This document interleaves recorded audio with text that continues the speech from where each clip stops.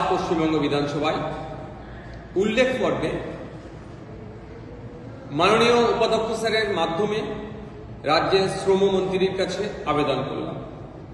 রাজ্যের শ্রমমন্ত্রীকে জানালাম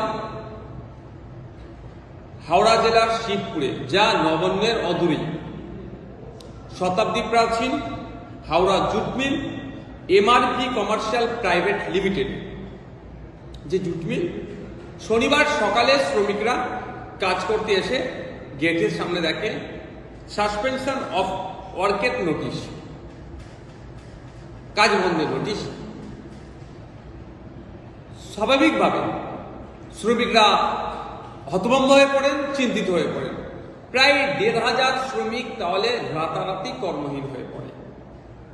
এই মর্মে আজকে আমি শ্রমমন্ত্রীর কাছে আবেদন করেছি, অবিলম্বে ওই জুট মিলের কর্তৃপক্ষ অর্থাৎ মালিক পক্ষের সাথে কথা বলে পুনরায় জুট মিলটি চালু করার আবেদন করেছি। কারণ যে নোটিশটি দিয়েছে সেই নোটিশটি আমরা মনে করছি এটা বেআইনি নোটিশ।